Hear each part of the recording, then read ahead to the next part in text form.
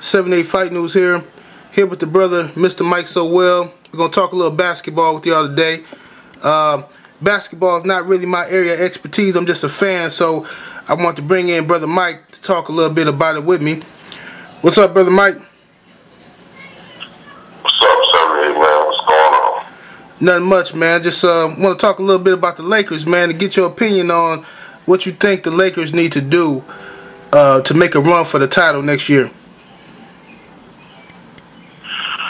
Well, in my opinion, I think that, from all of us watching them, that the Lakers are a team that's starting to become one of the older teams in the league, particularly their backcourt. We're seeing point guards, and we've been saying it for a while with Derek Fisher. When he was still with the team, we would constantly see point guards penetrating to the basket. In years past, we wouldn't be seeing that. And I think primarily the Lakers just need to get a lot younger. They did do that, take a move in the right direction by acquiring Sessions. I think that's a good move. I think that this offseason, I think they should try their best to keep both Sessions and Hill on the roster. Right. But any players outside of those guys and Kobe Bryant, I think, are expendable. I think Pau Gasol should be traded. The excuses about last year, the reasons for his postseason performance as far as personal issues. Okay, I took that as maybe that was an excuse, but he did it again this year, underperformed in pressure situations as he has tended to do. People get on LeBron James about these situations, but Pau Gasol is a habitual offender in this situation, and his overall production to me seems to be showing signs of decline. I think Pau Gasol should be extended off, should be looked at as far as being moved, also because of his contract. I think next year he makes in excess of $19 million. I think that if it's all possible, the Lakers could try to acquire a guy like Al Jefferson. Yeah, that'd be good. Yeah, he has kind of similar range to Powell. I think he's a better rebounder at this stage in his career, a little bit younger, close to his prime. I think some other moves the Lakers could consider is overall is improving their bench. When we think about the championship Lakers in the past, they've always had a good bench. Of veteran players or players. This bench is pretty weak. They could look at acquiring like a guy like let's say like a Delonte West, because the Lakers are kind of because of the salary situations with Kobe. I think next year he makes $28 million, and bound to make something like $15 million next year if he if he stays. So they kind of have to look at sign a guy with mid-level exceptions. And I think they could go out a guy like Delonte West for $1 million or $3 million or something like that. He's a very good player. He's not a superstar caliber, all-star caliber player, but he's a great player to have on your roster as far as defense and just overall, good play, decent three-point shooter and whatnot.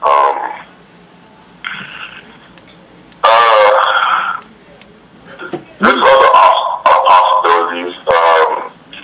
The Lakers could look to acquire a guy like Steve Nash, who, even though he's 38 years old, I think he's shown some interest in going to the Lakers. Right. Or he said that in the past, yeah. And I think he would be, still at this stage in his career, a great addition to the Lakers.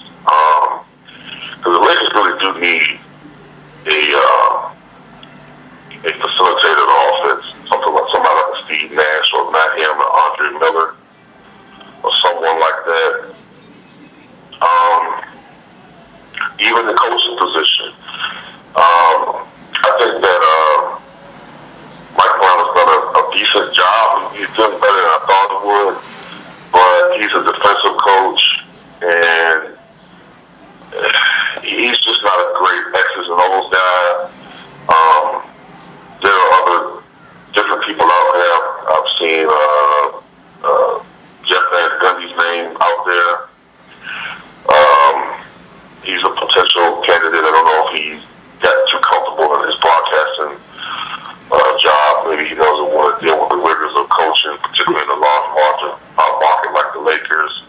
They mentioned Larry Brown too.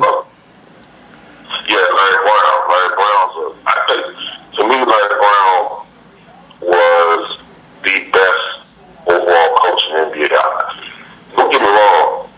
I think that Phil Jackson was a great coach, but I mean, Phil Jackson did have the benefit of having 4 top 50 players and 3 probably top 15 players all time on these teams, and the Bulls and the Lakers. I mean, I'm not trying to take anything away from Phil, but I mean, I just think that the best coach I've seen as far as taking, Brown took the Clippers to the playoffs back in the 90s. You remember that? Oh yeah. Yeah, so I mean, the Clippers now. I mean, and this Clippers team back then really wasn't that great, but that good. But I mean, he took that team in the loaded West to the playoffs. So I mean, he did a great coach.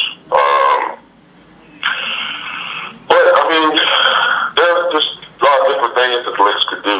But definitely build that bench, I think. Yeah, I think that you hit it on the money. I think that what they need to do is, even if I don't know that, I know for sure, in my opinion, they should move one of their big men. I think they should move Andrew Bynum.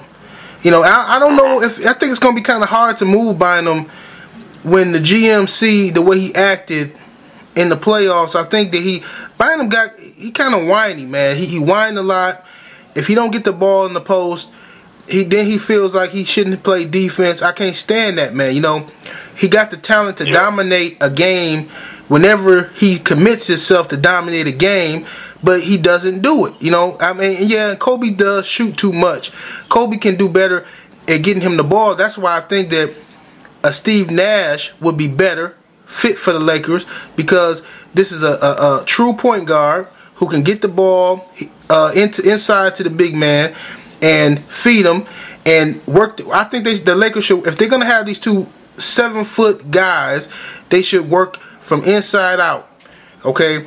Now, I also think on their bench. Now, this is gonna be a little controversial, but I think Lance Stevenson is a star waiting to happen, man. He riding the bench. He riding the bench over there in Indiana. I don't know what he did to get in trouble, why he not playing, but Lance Stevenson was a fucking beast in high school. Okay? He was decent in college, but I don't know what he did in the NBA to get in trouble, why he not getting no playing time, but I feel like this guy is still young. He's a star waiting to happen. I think that Kobe Bryant mentoring Lance Stevenson would bring some maturity to him, and I think that it would give Kobe some rest, bringing Lance Stevenson in the game to get 15-20 minutes a game out of Lance Stevenson. I think he'll be alright. What you think about Lance Stevenson, man?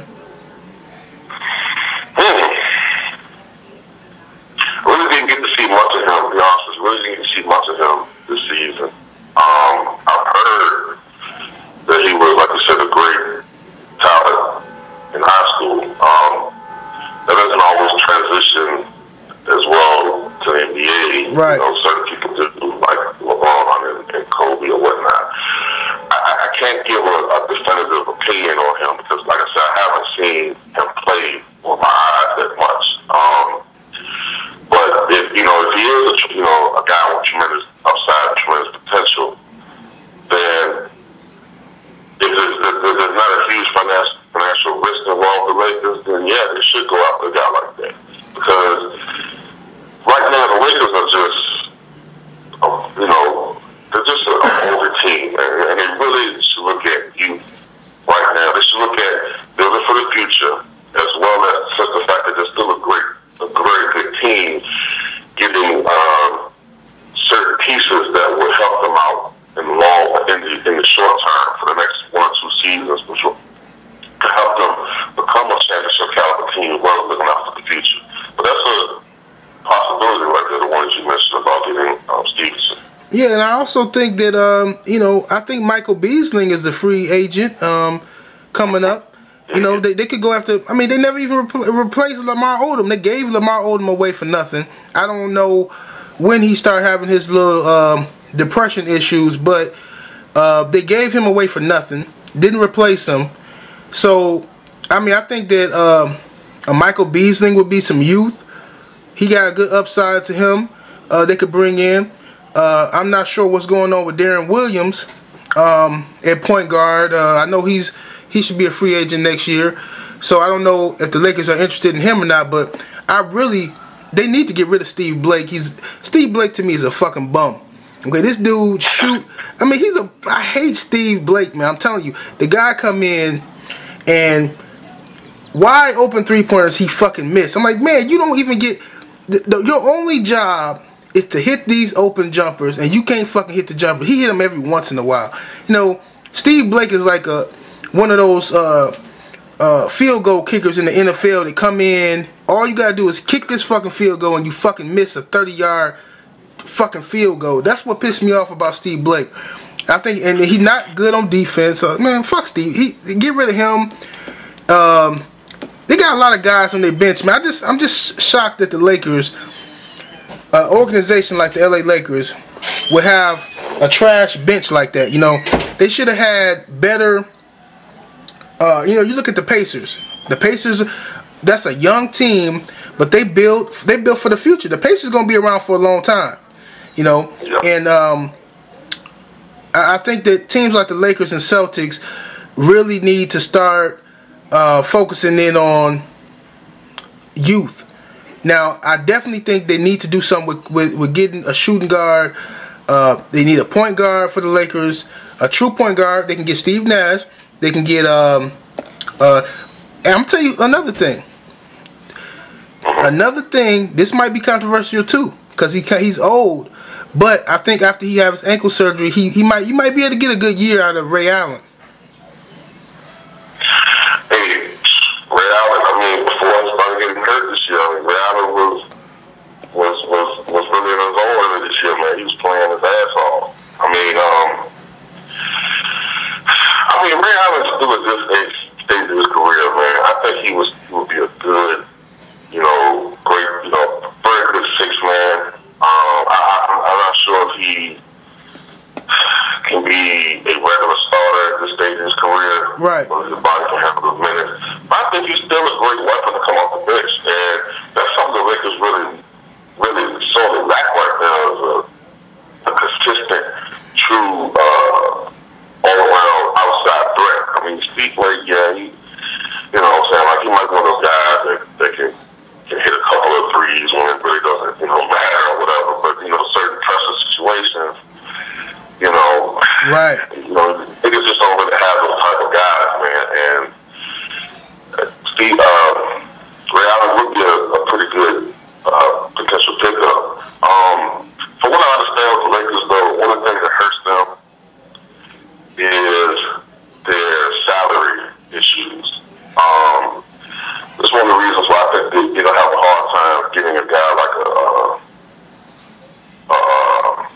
Derek Williams or a Dwight Howard because of how much money they put into a salary. I think Kobe's going to make $27 million next year. Right. And the only way they can really get some of these guys is by getting rid of at least one of the bigs, and as far as probably maybe some future first-round picks or some cash or some other couple players piece with the major guys. But they'll have to give up something to get one of those guys. But yeah, if they can get a Derek Williams, then that's automatically an upgrade for them. You know, if I were the Lakers GM, I would get rid of Andrew Bynum if I could get Derek Williams. That's just me. Dwight Howard's a possibility. Although sometimes I think, like, you know, sometimes people act like Dwight Howard, Shaquille O'Neal. Don't get me wrong, I think he's the best big man in the game, but Dwight Howard is he's no Shaq. To me. What you saying that, brother? No, I said Dwight Howard is no Shaq.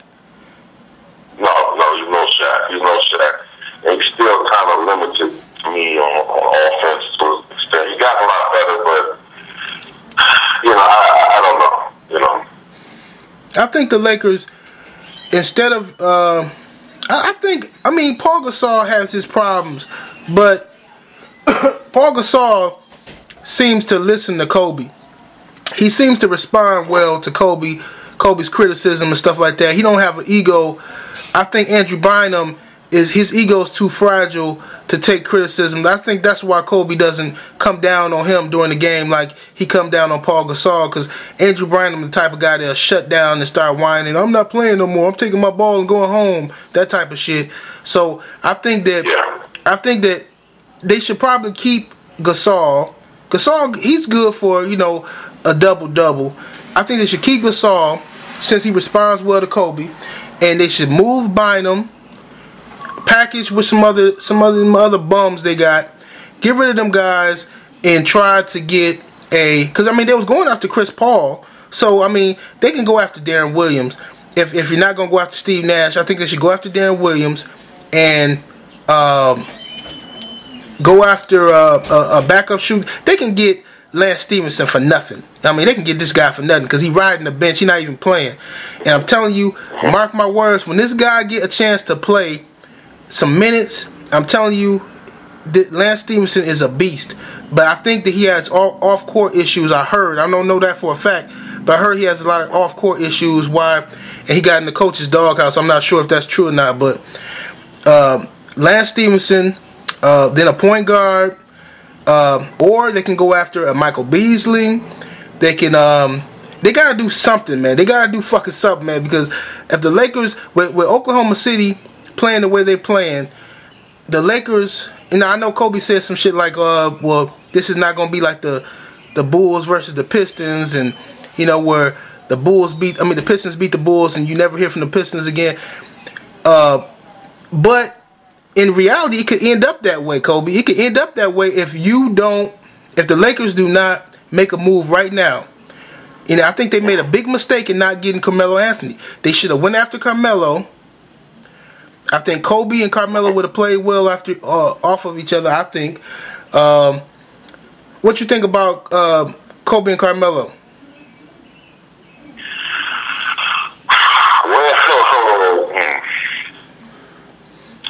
Your honest opinion.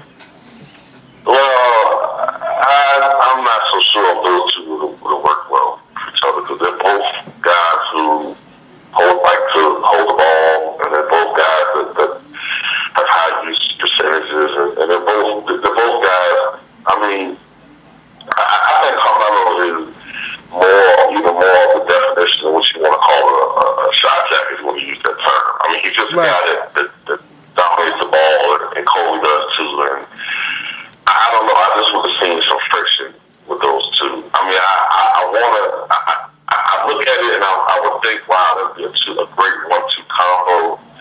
But these guys today, man, they have a lot of egos, and you know, it's just a different era, man. So I don't know. It could have worked. I don't know. Yeah, I guess that's true because Carmelo wants the ball in the last minutes of the game, and so do Kobe. So yeah, you're right about that. But yeah, I don't know, man. This video getting kind of long, so we're gonna cut it short, man. But we're gonna do some more in the future. But before we end it, what's your prediction, man, for the two finalists in the NBA? Oh man, I think it's probably everybody. You know, San Antonio was on this great run. I think they won some like 18 straight games or something like that. Right. But I think that the Thunder match up well with the Spurs. Particularly on the inside. I think that I don't know. I think the finals is going to be Miami and Oklahoma. I think so. And I think that Oklahoma's going to win in maybe six or seven games. That's just how I feel right now. Yeah, that's a good pick, man. The Heat got to prove themselves to me. You know, they got the talent, but I just got to see LeBron do it when it counts. You know, every year it's the same thing. He plays well in the playoffs, the regular season, and then when it comes to showtime, when it really matters, he don't show up. So he's the MVP. You know, if he's the MVP, he gotta show and prove. So I think that it'll probably be Miami and Oklahoma City as well. And I think that Oklahoma City will take the, I think it'll probably go 7 games, though. I think the NBA will work their little magic to make it go 7 games. Yeah, you're probably right. All right, man, this is 78 Fight News with the brother Mr. MrMikeSowell. You got any last words, Mike? I also think, going back to Lakers for one more point, I think Kobe should seriously consider moving to the small forward position in the near future. Absolutely. He's losing he's losing some of his foot speed. I think if not this year, then that he should consider moving to the small forward position. Yeah, absolutely, and I think that's a good point.